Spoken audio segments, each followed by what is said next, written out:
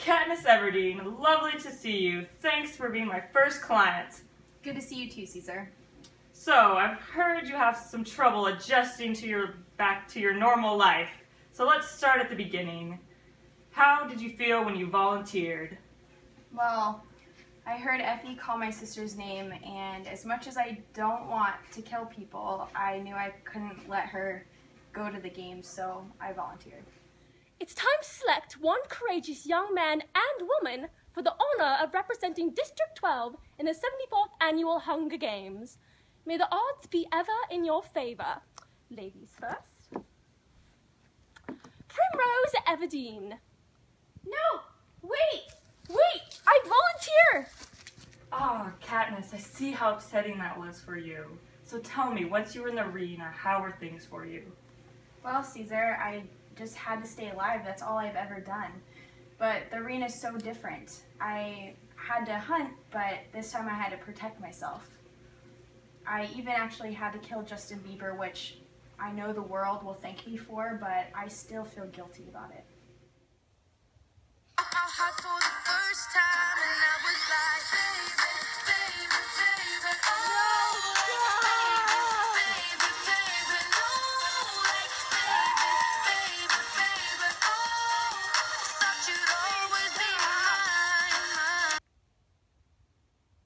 Yes, that seems to go against the very core of your morality, you poor thing. I can't believe the nasty Capitol forced us to be a part of all of that. So, once you were in the arena, how did you feel? Well, I just felt such fury with the Capitol for putting me in that environment. It was extreme survival of the fittest, and if PETA hadn't been there, I don't know what I would have done. I was grateful that the woods were familiar, but the culture within the arena was something that I could have never imagined. Yes, it is a completely different world in there. But you're a physically fit young lady.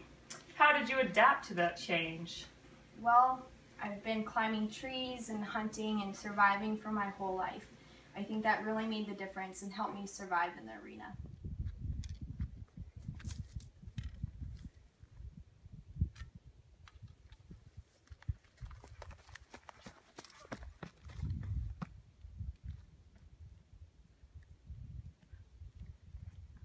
Yes, your strength was admirable. You really were able to endure that ugly place.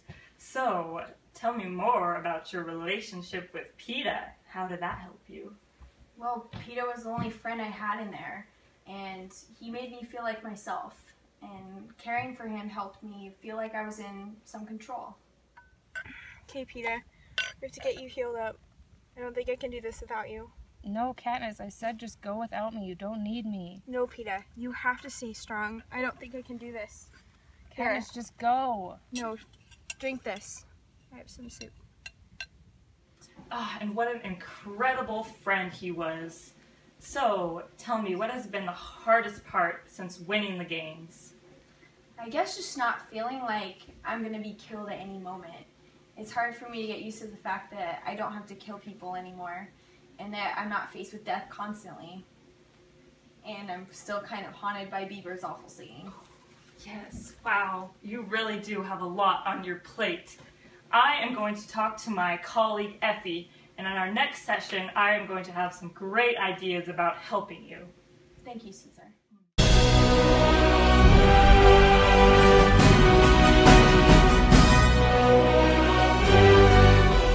Oh, Effie! I just had a delightful interview with the lovely Katniss. I chose to look at her case using the CMOP-E because it really shows how the occupation ties the person to their environment. Oh, Caesar, that's brilliant! But the CMOP-E doesn't explain the therapeutic relationship between OT and client. Don't worry, Effie, I got this. Yes, her passion for the occupation of hunting truly formed a bridge between her person and the environment of the arena. The arena really threatened her core spirituality in forcing her to kill as well. So tragic. Well, Caesar, what on earth are you going to do about it? So I thought about using the Canadian Occupational Performance Measure, which would allow me to measure her self-perceived change in occupational problems over time. but I think I'd really like to focus on enablement instead of assessment. Yes, that's brilliant. I suggest you work with her on finding occupations in which she would like to be more engaged in and help her connect to her current environment. Oh, Effie, you are amazing. You truly are one of my most treasured classmates. Oh, Caesar, I adore you as well. But that doesn't change the fact that that table is mahogany and your filthy feet are all over it. Manners. Wherever the wind takes us. Stephanie, it's just the Hunger Games. I mean, you're perfectly set up for this. I mean, look at you. You could run, jump, swim, kill people. Ooh, can I have a bite of that? This is so soft. I love sunset so much. It's so surreal. Oh. Yes.